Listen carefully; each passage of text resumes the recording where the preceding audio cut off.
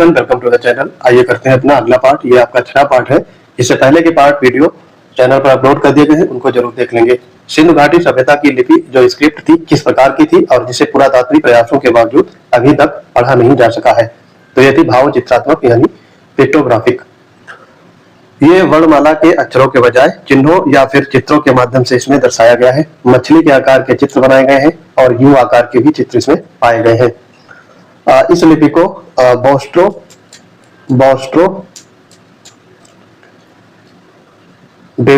फेडन कहा गया है, फेडन कहा गया है इसको। और ये पंक्ति, इसमें पहली पंक्ति जो होती थी वो दाईं से बाईं ओर और उसके नीचे दूसरी पंक्ति बाईं से दाईं ओर लिखी जाती थी। तो पहली पंक्ति आपकी हो गई दाईं से बाईं और उसके नीचे दूसरी पंक्ति बाईं से दाईं। इस लिपि को आज तक कोई भी विद्वान पढ़ नहीं सका है। तो ये कैसी थी? भाव चित्रात्मक। 1882 में वायसराय लॉर्ड रिपन द्वारा विलियम हंटर की अध्यक्षता में हंटर आयोग का गठन किया गया था। इसका आपको बताना है मुख्य उद्देश्य क्या था। तो ये प्राथमिक शिक्षा को बढ़ावा देने के लिए गठित की गई थी। यहाँ पर आपका ए पार्ट करेक्ट हो जाएगा। 1854 में वुड का डिस्पैच आया था। वुड का डिस्पैच।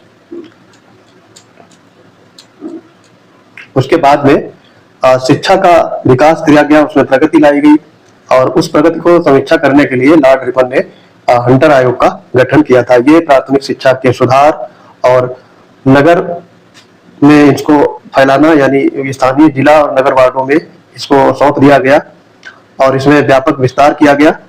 तो उसकी समीक्षा के लिए हंटर आयोग लाया गया था। इसमें 1919 में जलियांवाला बाग हत्याकांड की जांच के लिए बना आयोग भी हंटर कमीशन ही कहलाता है। इसलिए विकल्प और वर्ष पर और से ध्यान देंगे। मराठा साम्राज्य में छत्रपति शिवाजी महाराज द्वारा पड़ोसी राज्यों से उनकी आय का 1/4 भाग सुरक्षा कर के रूप में वसूला जाता था, उसे कहते थे। तो यहाँ पर 1/4 ये हिंट है, तो इसका मतलब आपका चौथ। बी पार्ट यहाँ पर करेक्ट हो जाएगा। 2 कर लगाए जाते थे, एक था चौथ और एक था सरदेशमुखी। चौथ में 1/4 भाग टैक्स वसूला जाता था पूरे राजस्व का और सरदेशमुखी में 1/10वां भाग। तो ये आपको पता होना चाहिए। जो मराठा आक्रमणों और लूटपाट से बचने या सुरक्षा की गारंटी बदले वसूला जाता था। कौन सा? चौथ वाला कर। और वही सरदेशमुखी ये कर था 1/10वां हिस्सा, जिसे शिवाजी महाराज जो थे मराठा क्षेत्र का सर्वोपरि और पुश्तैनी होने के दावे के आधार पर इसे वसूलते थे। तो दोनों फैक्ट आपको याद रखने हैं, एग्जाम में पूछे जाते हैं। गोपथ ब्राह्मण नामक प्राचीन ग्रंथ, वैदिक ग्रंथ का संबंध इनमें से किस वेद से है? तो देखो, जो वेद होते थे उनके बाद में ये जो ब्राह्मण लिखे गए हैं, तो इनके बारे में आपको जानकारी होनी चाहिए। जो वेदों में गद्य जो भाग होता था, जो प्रोज सेक्शन, उसको और ब्राह्मण कहते थे। उसमें वैदिक मंत्रों और यज्ञ अनुष्ठानों की सरल व्याख्या की जाती थी। तो गद्य पाठ को क्या किया जाता था? ब्राह्मण। यहाँ पर दिया गया गोपथ ब्राह्मण, ये इसका संबंध है अथर्ववेद से। ये एकमात्र अथर्ववेद का ब्राह्मण है। अब इसमें सारे ये ब्राह्मण याद रखेंगे। ऋग्वेद के ब्राह्मण कौन कौन से हैं? ऋग्वेद में आपका ऐत्रेय आता है, ऐत्रेय और कौशितकी। ये 2 ब्राह्मण हैं। यजुर्वेद के, सामवेद के 2 ब्राह्मण हैं, पंचविश और षड्विश। पंचविश और षड्विश। यजुर्वेद का सबसे इंपॉर्टेंट ब्राह्मण है जो होता है शतपथ ब्राह्मण। ये कई बार एग्जाम में आरओ में भी पूछा गया है, शतपथ ब्राह्मण। तो सारे ब्राह्मण आपको याद रखने हैं। ये आपके सूची 1 यानी मैचिंग सूची 1 और सूची 2 में पूछा जा सकता है। सूची 1 में वेद दे देगा और सूची 2 में ये 4 ब्राह्मण लिख देंगे। 1902 में बंगाल में स्थापित प्रथम और प्रमुख गुप्त क्रांतिकारी संगठन अनुशीलन समिति की स्थापना किसके नेतृत्व में की गई थी? तो ये थे प्रमथनाथ मित्रा या पी मित्रा जिनका नाम है। ए पार्ट यहाँ पर करेक्ट हो जाएगा। तो इसका गठन हुआ था प्रमथनाथ मिश्रा यानी पी मित्रा, सतीश चंद्र बोस और पुलिन बिहारी दास के प्रयासों से ये क्रांतिकारी संगठन का स्थापना हुई थी। बाद में इसमें अरविंद घोष और उनके भाई वरिंद्र कुमार घोष और भूपेंद्र दत्त जैसे प्रखर युवा भी इससे जुड़ गए थे। इस संगठन का मुख्य उद्देश्य था ब्रिटिश शासन को सशस्त्र क्रांति के माध्यम से उखाड़ फेंकना और इसका प्रसिद्ध नारा था खून के बदले खून। और युगांतर जो पत्र आया था, पत्रिका युगांतर ये पूछा जाता है एग्जाम में, पत्रिका थी ये भी अनुशीलन समिति के द्वारा निकाली गई थी। मुगल सम्राट अकबर के शासनकाल में 1580 में भू राजस्व की एक अत्यंत वैज्ञानिक और सुव्यवस्थित 10 साला बंदोबस्त यानी जब्ती प्रणाली किसने लागू की थी? तो ये लागू की थी राजा टोडरमल ने। सी पार्ट यहाँ पर करेक्ट हो जाएगा। ये अकबर के नवरत्नों में से एक थे और ये वित्त मंत्री हुआ करते थे, वित्त मंत्री, फाइनेंस मिनिस्टर। और इस प्रणाली के अंतर्गत 10 वर्षों में उगाई गई फसलों के औसत उत्पादन और उनके औसत मूल्य के आधार पर राज्य कर का 1/3 भाग टैक्स के रूप में नकद तय किया जाता था। इसमें किसानों और राज्य दोनों को सहूलियत हो गई थी। प्रथम जैन संगीति यहाँ पर पूछा गया है। फर्स्ट जैन काउंसिल का आयोजन 300 ईसा पूर्व में पाटलिपुत्र में किसकी अध्यक्षता में हुआ था? तो ये थे स्थूलभद्र। ए पार्ट यहाँ पर राइट हो जाएगा। और ये कब हुआ था? सम्राट चंद्रगुप्त मौर्य के शासनकाल में हुआ था। और इस संगीति में जैन धर्म के बिखरे हुए उपदेश थे, जो बिखरे हुए उपदेश को 12 अंगों में विभाजित किया गया। 12 अंगों में।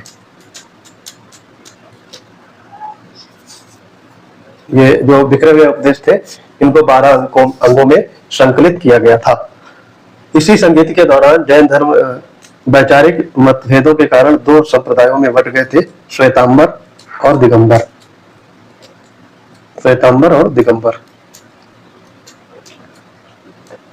श्वेतांबर कपड़े पहनते थे, सफेद वस्त्र धारण करते थे और दिगंबर जो थे वो निर्वस्त्र रहते थे।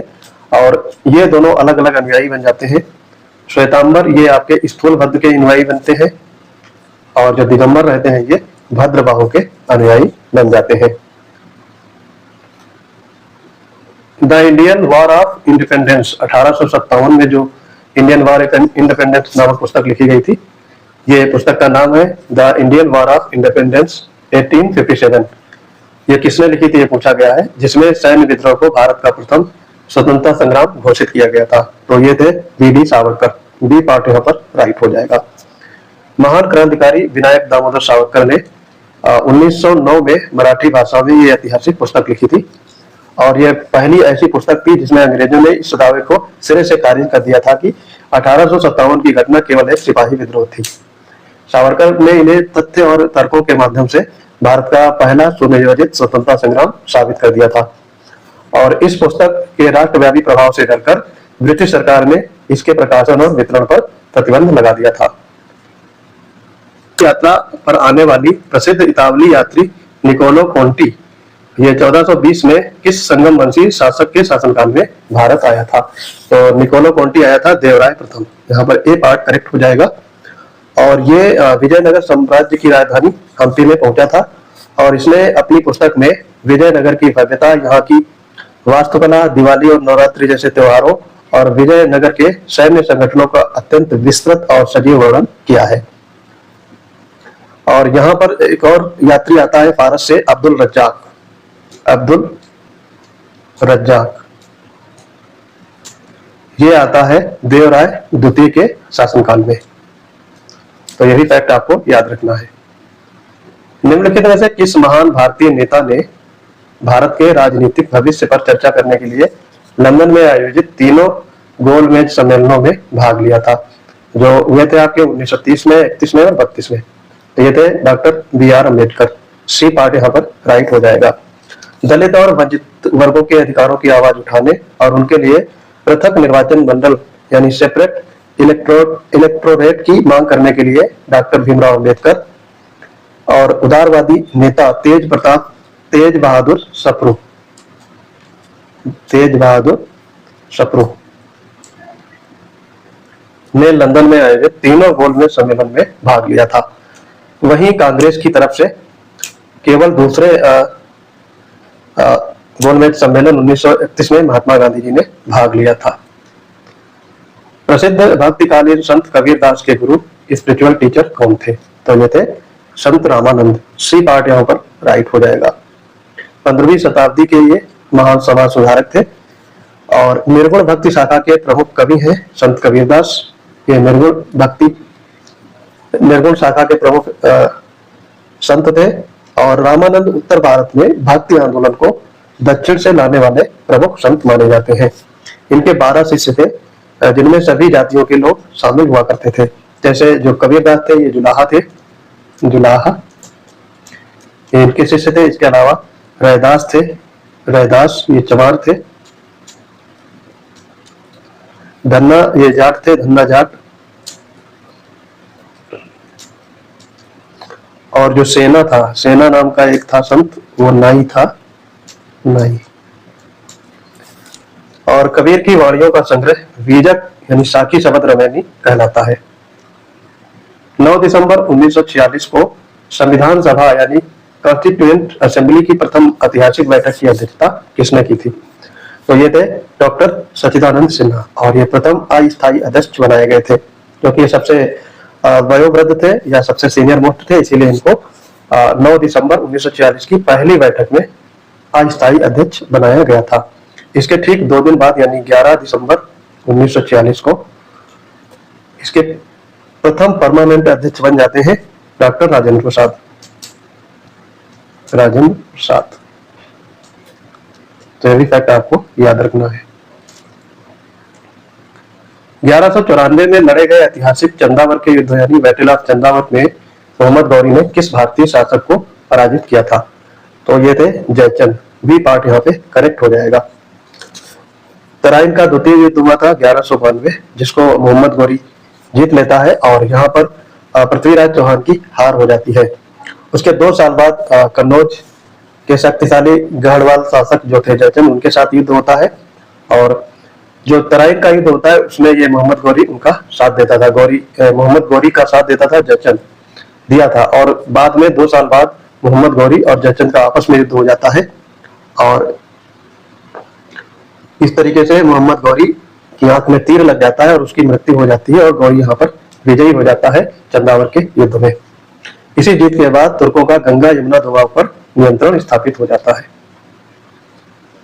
प्रसिद्ध उर्दू साप्ताहिक पत्रिका अल हिलाल का प्रकाशन 1912 में किसने शुरू किया था, जिसे बाद में ब्रिटिश सरकार ने प्रतिबंधित कर दिया था? तो ये थे मौलाना अबुल कलाम आजाद। बी पार्ट यहाँ पर करेक्ट हो जाएगा।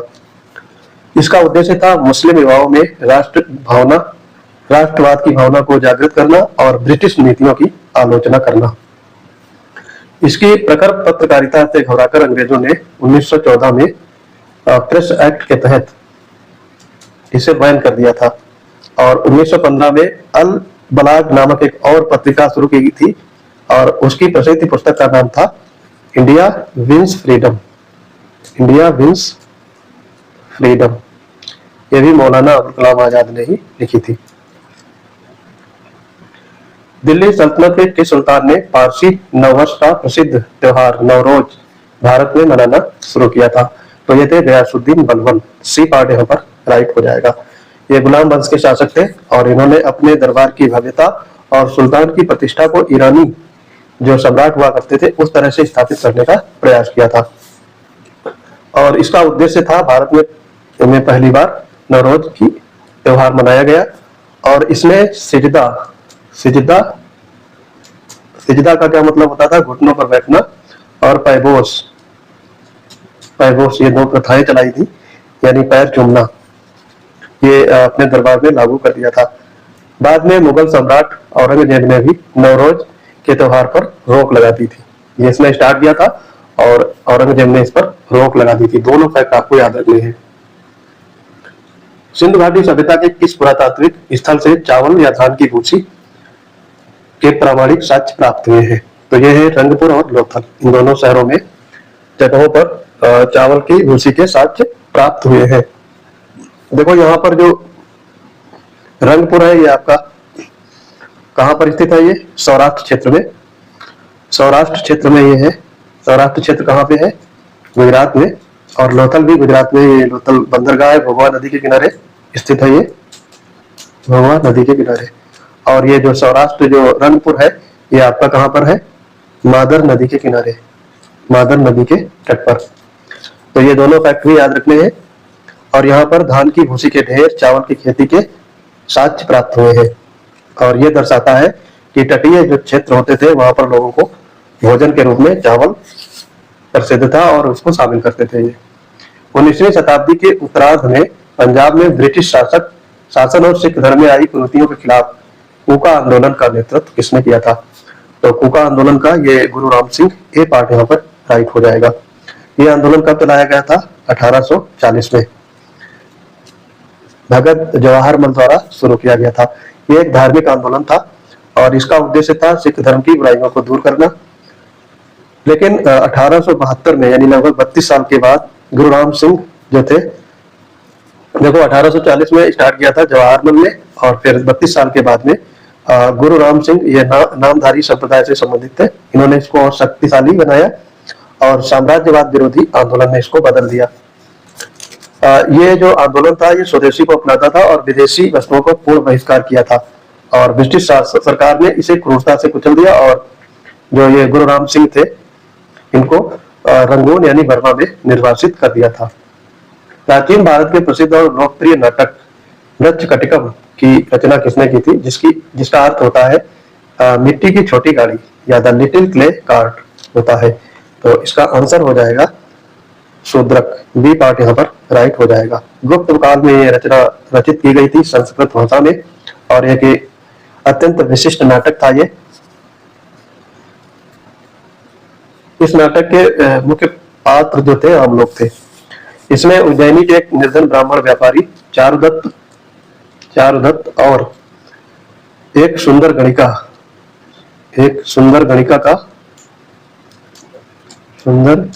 का वसंत सेना की मार्मिक प्रेम कहानी का वर्णन मिलता है। जो चारुदत्त और वसंत सेना जो गणिका थी, उसका इसमें वर्णन किया गया है। यह उस समय के सामाजिक जीवन और न्याय प्रणाली का यथार्थवादी चित्रण करता है। भारत के वायसराय के रूप में किस ब्रिटिश अधिकारी की अंडमान निकोबार द्वीप समूह की यात्रा के दौरान एक अफगान कैदी शेर अली द्वारा 1872 में हत्या कर दी गई थी? तो ये कौन थे? ये थे लॉर्ड मेयो, सी पार्ट यहाँ पर राइट हो जाएगा। इनका कार्यकाल कब से कब तक रहता है? 1869 से 1872 में ये वायसराय रहते हैं, वायसराय। और इनकी हत्या इन्हीं के कार्यकाल के दौरान ही हुई थी, यानी 1872 में। तो एकमात्र ऐसे वायसराय है जिनकी हत्या उनके कार्यकाल में ही की गई थी। ये पोर्ट ब्लेयर में एक सेंट्रल जेल का निरीक्षण कर रहे थे, तब शेर अली अफरीदी नामक एक अफगान कैदी ने चाकू मारकर इनकी हत्या कर दी थी। और लॉर्ड मायो का योगदान वित्तीय विकेंद्रीकरण और 1872 में पहली प्रायोगिक जनगणना की शुरुआत के लिए दिया जाता है। 16 अगस्त 1946 को मुस्लिम लीग द्वारा पूरे देश में प्रत्यक्ष कार्रवाई दिवस मनाया गया, और इसका मुख्य कारण क्या था ये पूछा गया है। तो ये था कैबिनेट मिशन योजना को अस्वीकार कर अलग पाकिस्तान की मांग पर बल देना, सी पार्ट यहाँ पर राइट हो जाएगा। तो ये आपका पता होगा प्रत्यक्ष कार्रवाई दिवस मनाया गया था, और इसमें मोहम्मद अली जिन्ना ने हताश होकर जो आपका कैबिनेट मिशन आया था उसमें मुस्लिम लीग की एक अलग संप्रभु राष्ट्र पाकिस्तान की मांग की गई थी, जो सीधे तौर पर कैबिनेट मिशन ने खारिज कर दिया था। उसके बाद में मोहम्मद अली जिन्ना ने हताश होकर सीधी यानी प्रत्यक्ष कार्रवाई दिवस मनाया का रास्ता चुना था, और जिन्ना ने अलग पाकिस्तान हासिल करने के लिए 16 अगस्त 1946 को प्रत्यक्ष कार्रवाई दिवस की घोषणा की। इसके परिणाम स्वरूप पूरे देश में, विशेषकर कोलकाता में भयंकर सांप्रदायिक दंगे भड़क उठे, और जिससे हजारों निर्दोष लोग मारे गए थे। बाद में पाकिस्तान भी बन गया और इंडिया भी बन गए, तो दो राष्ट्र बन गए थे। भारत में ठगी प्रथा का अंत करने का श्रेय किस गवर्नर जनरल के कार्यकाल में कर्नल स्लीमन को जाता है? तो कर्नल स्लीमन ने किया था। ये इसका आंसर हो जाएगा आपका Lord William Bentinck, B part यहाँ पर राइट हो जाएगा। तो ये कब हुआ था? इनका कार्यकाल जो रहता है 1828 से लेकर के 1835। तो 19वीं शताब्दी में शुरुआत में मध्य और उत्तर भारत में ठगों का भारी आतंक छा गया था, जो यात्रियों को लूटकर उनकी हत्या कर देते थे। उसके बाद में गवर्नर जनरल विलियम बेंटिंग ने इस क्रूर प्रथा को समाप्त करने का दृढ़ निश्चय लिया, और कर्नल विलियम हेनरी स्लीमन को ठगों के दमन की जिम्मेदारी सौंपी गई थी। और स्लीमन के कठोर अभियानों के परिणाम स्वरूप 1830 में ही 30 के दशक में ठगी प्रथा को पूरी तरह से सफाया कर दिया गया था। प्रसिद्ध पुस्तक है हिंद स्वराज, 1909 में किसके द्वारा लिखी गई थी? तो हिंद स्वराज की रचना की गई थी महात्मा गांधी के द्वारा। बी पार्ट आपका करेक्ट हो जाएगा। ये आप गुजराती भाषा में लिखी गई है, गुजराती भाषा में। और ये महात्मा गांधी के दक्षिण अफ्रीका लौटते समय समुद्री जहाज पर यह रचना की गई थी। इस पुस्तक में महात्मा गांधी जी ने आधुनिक पश्चिमी सभ्यता की कड़ी आलोचना की है और स्वदेशी अहिंसा और ग्राम स्वराज के महत्व पर अपने विचार प्रस्तुत किए हैं। गंगई कोट चोलपुरम शहर की स्थापना और वहां के भव्य मंदिरों का निर्माण किस चोल शासक ने करवाया था? तो ये थे राजेंद्र प्रथम। बी पार्ट यहाँ पर करेक्ट हो जाएगा। इनका कार्यकाल कब से कब तक रहता है? 1014 से लेकर के 1044 के एडी के मध्य। इसी समय महमूद गजनवी भारत पर आक्रमण करता है, उत्तर भारत में। ये दक्षिण की बात हो रही है। तो इसने क्या किया था? उत्तर भारत में गंगा नदी के तट तक अपने सफल सैन्य अभियानों के बाद गंगा को जीतने वाला, यह गंगई कोंड चोलपुरम का अर्थ होता है गंगा को जीतने वाला चोल, की उपाधि धारण की थी। और इसने अपनी नई राजधानी बनाया और भगवान शिव का एक विशाल और भव्य मंदिर बनवाया था जो तंजौर के बृहदेश्वर मंदिर के समान है। 1658 में लड़ा गया सामूगढ़ का युद्ध, जो बैटल ऑफ सामूगढ़, मुगल सत्ता के किन दो भाइयों के बीच में ये युद्ध हुआ था? तो ये था औरंगजेब और दारा शिकोह। ये उत्तराधिकार युद्ध था। इसमें शाहजहां के बीमार पड़ने पर 1657-58 में उनके पुत्रों के बीच में उत्तराधिकार युद्ध स्टार्ट हो जाता है। सबसे निर्णायक युद्ध होता है सामूगढ़ का युद्ध, जो अंग्रेज और दारा शिकोह के बीच में लड़ा जाता है। और इस युद्ध में औरंगजेब की जीत हो जाती है और मुगल सिंहासन को अपने कब्जे कर लेता है और दारा शिकोह का बाद में मृत्युदंड ये दे देता है। सिंधु घाटी सभ्यता के किस पुरातात्विक स्थल से मनुष्य के साथ कुत्ते को दफनाए जाने के साक्ष्य प्राप्त हुए हैं? तो ये आपका हो जाएगा रोपण। सी पार्ट यहाँ पे राइट हो जाएगा। ये कहाँ पे है? ये पंजाब प्रांत में है, सतलुज नदी के किनारे है, सतलुज नदी के तट पर ये स्थित है। और इसका आधुनिक जो नाम है वह है रूपपुर। रूपपुर 1953 में यज्ञदत्त शर्मा ने इसकी खुदाई करवाई थी। यज्ञदत्त शर्मा ने। सारे फैक्ट आपको याद रखने हैं।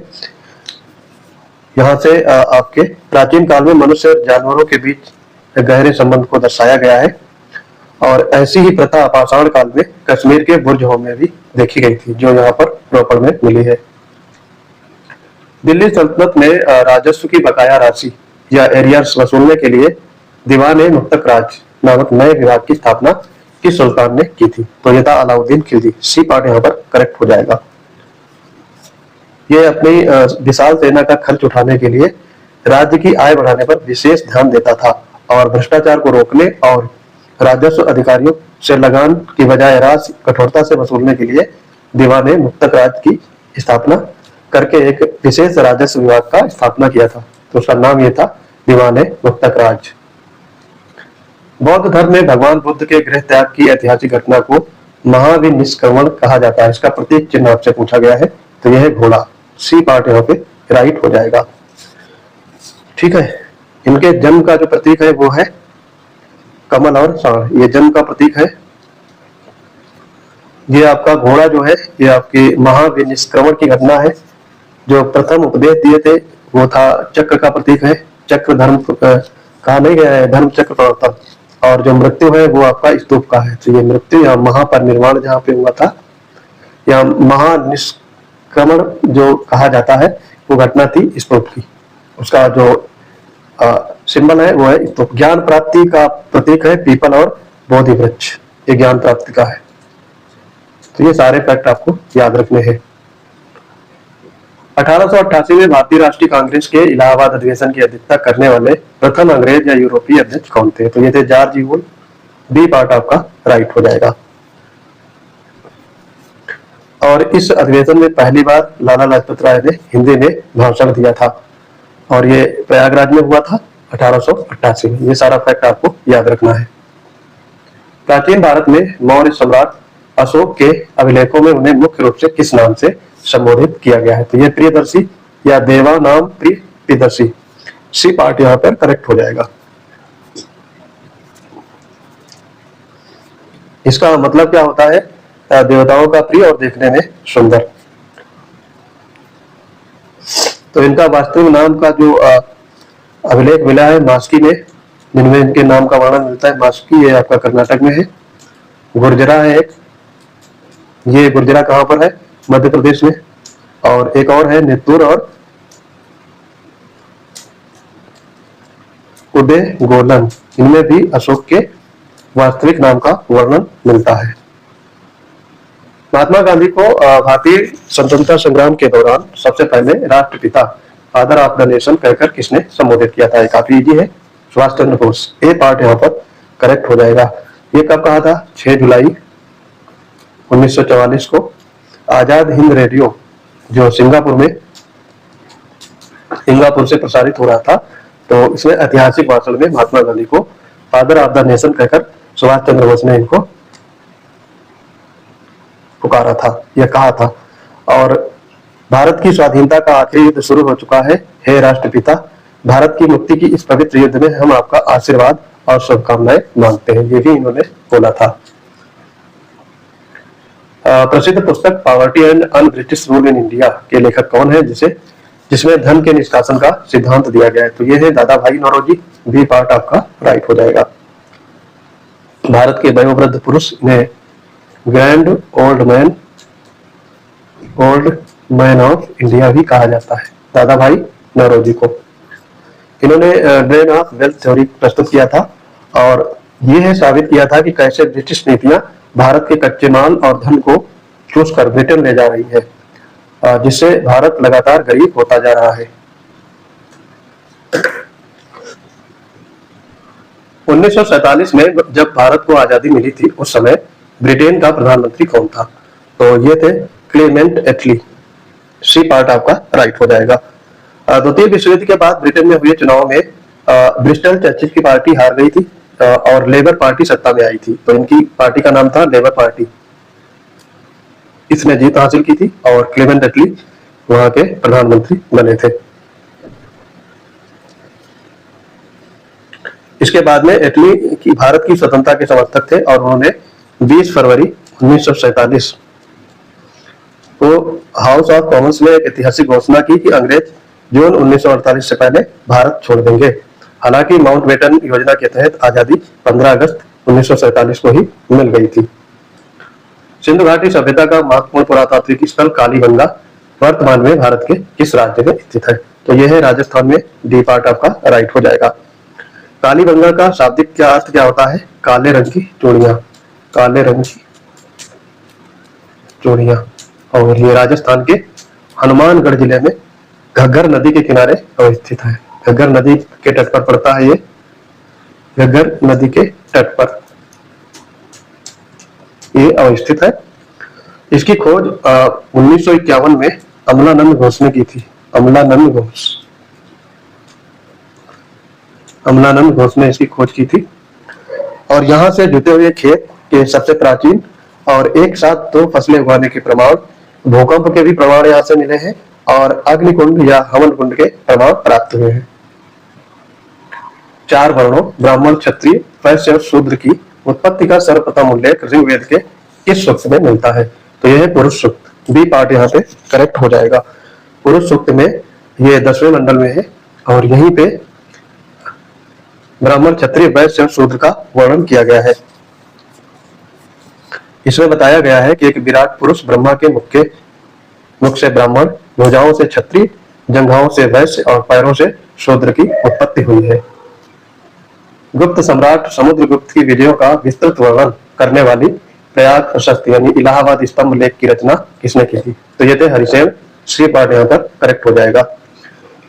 ये समुद्रगुप्त के दरबारी कवि थे हरिसेन।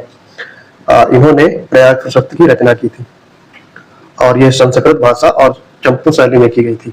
संस्कृत भाषा में और चंपू शैली में। चंपू शैली का मतलब होता है गद्य और पद्य दोनों में लिखा गया, यानी मिश्रण होता था ये गद्य और पद्य का मिश्रण होता है चंपू शैली।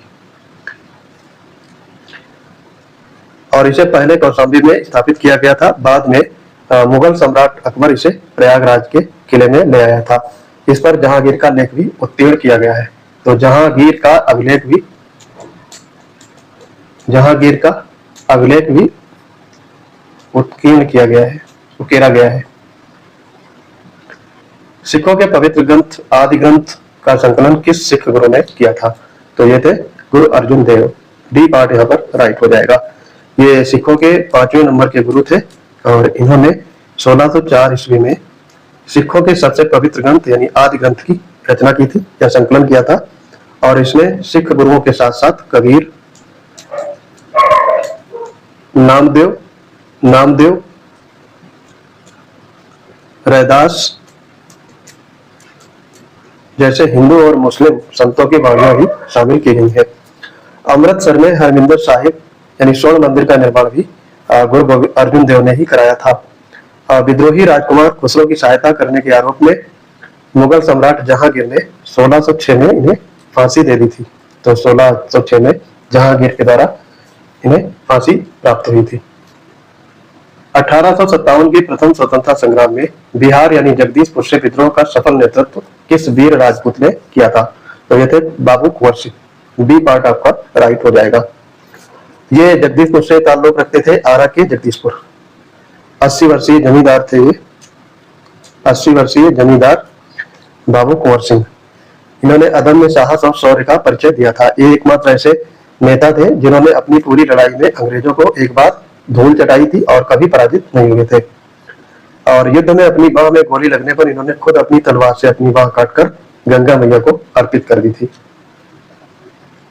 भारत में पहली बार रेलवे लाइन बंबई से थाने के बीच में 1853 ईस्वी में किस ब्रिटिश गवर्नर जनरल के कार्यकाल में बिछाई गई थी? तो ये कार्यकाल रहता है लॉर्ड डलहौजी और इसी ने स्टार्ट किया था। ये भारत में रेलवे का जनक भी इसे कहा जाता है। इसका कार्यकाल रहता है 1848 से लेकर के 1856 के बीच में। और इसके कार्यकाल में 16 अप्रैल 1853 को मुंबई और थाने के बीच में 34 किलोमीटर की ये लाइन बिछाई गई थी। और इसके अलावा डलहौजी ने भारत में भारतीय डाक प्रणाली जो 1854 में स्टार्ट की थी और पोस्ट ऑफिस एक्ट, कलकत्ता से आगरा के बीच में पहली टेलीग्राफ लाइन की भी शुरुआत की थी। किस मुगल सम्राट ने 1564 ईस्वी में गैर मुस्लिमों से वसूले जाने वाले जजिया कर को समाप्त कर दिया था? तो ये थे अकबर। सी पार्ट यहाँ पर करेक्ट हो जाएगा। अपनी धार्मिक सहिष्णुता की नीति के तहत सभी वर्गों को समर्थन प्राप्त करने के लिए कई कड़े सुधार किए थे अकबर ने। और इन्होंने ये जजिया कर समाप्त किया था 1564 में। 1562 में इन्होंने युद्ध बंदियों को दास बनाने की प्रथा को समाप्त कर दिया था। 1563 में इन्होंने हिंदू तीर्थ यात्रियों पर लगने वाले कर को हटा दिया था। और बाद में औरंगजेब आता है 1679 में जजिया कर को पुनः स्टार्ट कर देता है, पुनः लागू कर देता है। तो ये वाला फैक्ट भी आपको याद रखना है। 1885 में जब भारतीय राष्ट्रीय कांग्रेस इंडियन नेशनल कांग्रेस की स्थापना हुई उस समय भारत का वायसराय कौन था? तो वो था लॉर्ड डफरिन। सी पार्ट आपका राइट हो जाएगा। एओ ह्यूम द्वारा 28 दिसंबर 1885 में इंडियन नेशनल कांग्रेस की स्थापना हुई थी और लॉर्ड डफरिन उस समय वायसराय रहता है। शुरुआत में डफरिन ने कांग्रेस की स्थापना को ब्रिटिश साम्राज्य के लिए सुरक्षा वाल्व कहा था। बाद में इन्होंने कांग्रेस का मजाक उड़ाते हुए ये बोला था कि केवल सूक्ष्मदर्शी अल्पसंख्यकों का प्रतिनिधित्व करने वाली संस्था है। विजयनगर साम्राज्य के किस संगम वंशीय शासक को गजवेटकर यानी हाथियों का शिकारी की उपाधि दी गई थी? तो ये थे देवराय द्वितीय। बी पार्ट यहाँ पर करेक्ट हो जाएगा। इनका शासनकाल रहता है 1422 से लेकर के 1446 के मध्य और इन्हें गजवेटकर की उपाधि दी गई थी क्योंकि हाथियों के शिकार का इन्हें बहुत बड़ा शौक था। और इनके अभिलेखों में इन्हें इमाड देवराय भी कहा गया है। इमाड देवराय अभिलेखों में इनका ये नाम मिलता है।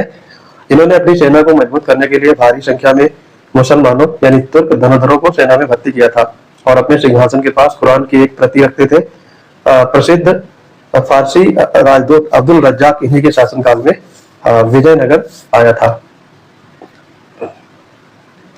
1905 में लंदन में इंडिया हाउस नामक संस्था की स्थापना किसने की थी जो विदेशों में भारतीय क्रांतिकारियों का प्रमुख केंद्र बन गया था? तो ये थे श्यामजी कृष्ण वर्मा। सी पार्ट यहाँ पर राइट हो जाएगा। इस संस्था का मेन उद्देश्य था क्रांति। देखो, ये संस्था सुशासन प्राप्त करने के उद्देश्य से इंडियन होम रूल सोसाइटी की स्थापना हुई थी। ठीक है, और इसमें द इंडियन सोशलिस्ट नामक पत्रिका प्रकाशित की थी, और जल्द ही ये इंडिया हाउस, बीडी सावरकर, लाला हरदयाल और मदन लाल ढींगरा जैसे प्रखर भारतीय क्रांतिकारियों के छिपने और रणनीति बनाने का मुख्य केंद्र बन गया था। 1857 के प्रथम स्वतंत्रता संग्राम के समय भारत का मुगल सम्राट कौन था? तो ये थे बहादुर शाह द्वितीय, यानी जफर जिन्हें कहा जाता था, ये थे। तो 1857 की क्रांति होती है 11 मई को। 11 मई 1857 को मेरठ से आए विद्रोही सैनिकों ने इन्हें राजा बना देते हैं और इन्हें भारत का सम्राट घोषित कर दिया जाता है। विद्रोह के विफल होने पर अंग्रेजों ने इन्हें गिरफ्तार कर लिया था। तो 11 मई 1857 में इन्हें विद्रोह सैनिकों ने, जो सैनिक विद्रोही होते थे, इन्होंने इनको राजा बना दिया था। और जब विद्रोह विफल हो गया 1857 वाला, तो अंग्रेजों ने इन्हें गिरफ्तार कर लिया और इन्हें रंगून यानी बर्मा निष्कासित कर दिया था। 1862 में इनकी लगभग 5 साल बाद मृत्यु हो जाती है और ये अंतिम मुगल सम्राट थे। चीनी यात्री ह्वेनसांग ने अपनी प्रसिद्ध पुस्तक शिलादित्य के नाम से संबोधित किया था। किसको ये संबोधित किया गया था शिलादित्य? तो ये थे हर्षवर्धन। बी पार्ट यहाँ पर राइट हो जाएगा। 7वीं शताब्दी में ये भारत की यात्रा पर आया था। यहाँ पर इन्होंने शिवपी की रचना की थी और ये पुष्यभूति शासक थे सम्राट हर्षवर्धन। इनको शिलादित्य कहकर इसने पुकारा था। और ह्वेनसांग के अनुसार, ह्वेनसांग कौन, देखो ये जो राजा आया था, मतलब ह्वेनसांग आया था, इसने राजा यानी हर्षवर्धन को न्यायपूर्ण और समृद्ध राजा कहकर पुकारा था। और हर्षवर्धन ने ह्वेनसांग के सम्मान के लिए 643 में कन्नौज की एक धर्मसभा का आयोजन किया था। और ह्वेनसांग ने प्रयाग के महामोक्ष परिषद यानी कुंभ मेले का प्रारंभिक रूप में भी भाग लिया था। जैन धर्म के 24वें और अंतिम तीर्थंकर महावीर स्वामी ने अपना पहला उपदेश किस स्थान पर दिया था? तो ये पहला उपदेश दिए थे राजगृह यानी विंध्याचल पहाड़ियों पर। बी पार्ट यहाँ पर राइट हो जाएगा। बुद्ध ने अपना पहला उपदेश दिया था सारनाथ में और महावीर स्वामी ने राजगृह में। तो ये सारी चीजें आपको अलग अलग याद होनी चाहिए। 12 वर्ष की कठोर तपस्या के बाद जृंभिक गांव में रिजुपालिका नदी के तट पर इन्हें ज्ञान की प्राप्ति हुई थी। रिजुपालिका नदी के तट पर साल वृक्ष था। साल वृक्ष के नीचे भगवान महावीर को कैवल्य यानी ज्ञान प्राप्त हुआ था। ज्ञान प्राप्त के बाद इन्होंने अपना पहला उपदेश राजगृह में विंध्याचल पहाड़ियों पर प्राकृत भाषा में दिया था। और इनके पहले शिष्य बने थे इनके दामाद जमाली। तो ये फैक्ट आपको याद रखना है। सूर्यवंश के संस्थापक शेरशाह सूरी का मकबरा कहाँ पर स्थित है? तो टॉम्ब ऑफ शेरशाह सूरी कहाँ पर है? सासाराम बिहार में है। सी पार्ट यहाँ पर करेक्ट हो जाएगा। ये इंडो इस्लामिक वास्तुकला शैली में बनाया गया है। 1545 में कालिंजर के किले को जीतने के चक्कर में समय उक्का नामक आग्नेय अस्त्र चलाते समय विस्फोट में इसकी मृत्यु हो गई थी। भारतीय प्रेस पर लगे कठोर प्रतिबंधों को हटाने के कारण किस ब्रिटिश गवर्नर जनरल को भारतीय प्रेस का मुक्तिदाता कहा जाता है? तो यह है Sir Charles Metcalfe. C part यहाँ पर राइट हो जाएगा। इनका कार्यकाल कब तक रहता है? 1835 से लेकर के 1836 तक। तो ये कम कार्यकाल होते हुए भी इन्होंने, और ये भारत के कार्यवाहक गवर्नर जनरल के रूप में कार्य किए थे। ठीक है, गवर्नर जनरल नहीं थे, कार्यवाहक गवर्नर जनरल थे। तो इन्होंने 1823 के जॉन एडम्स द्वारा लगाए गए कठोर प्रेस प्रतिबंधों को रद्द कर दिया था और समाचार पत्रों को पूरी तरह से स्वतंत्रता प्रदान की थी। इसी साहसिक और उदारवादी कदम के कारण भारतीय इतिहास में उसे भारतीय मुक्ति का यानी भारतीय प्रेस का मुक्तिदाता, liberator of the Indian press कहकर सम्मानित किया गया था। 1946 में भारत के लिए संविधान निर्माण की रूपरेखा तैयार करने आए कैबिनेट मिशन के अध्यक्ष आपसे पूछा गया कौन थे? तो ये अध्यक्ष थे Sir Pethick Lawrence. B part आपका यहाँ पे करेक्ट हो जाएगा। ये कब आई थी? 24 मार्च 1946 को। इसमें 2 मेंबर अन्य थे। ये पैथिक लॉरेंस थे, ये भारत के सचिव थे उस समय। इनको कैबिनेट मिशन का अध्यक्ष चुना गया था। इनके अलावा थे सर स्टेफन क्रिप्स, ये व्यापार बोर्ड मंडल के अध्यक्ष थे, और एबी अलेक्जेंडर ये नौसेना मंत्री थे। तो ये 3 लोग थे। इन्हीं के प्रस्ताव के आधार पर भारत की संविधान सभा का गठन हुआ था। किस मुगल सम्राट के शासनकाल को मुगल वास्तुकला का स्वर्ण युग कहा जाता है? तो ये है शाहजहां। सी पार्ट यहाँ पर राइट हो जाएगा। इसका कार्यकाल रहता है 1627 से लेकर के 16 से 58 तक। इसने आगरा में विश्व प्रसिद्ध ताजमहल, मोती मस्जिद और दिल्ली में लाल किला और जामा मस्जिद का निर्माण करवाया था।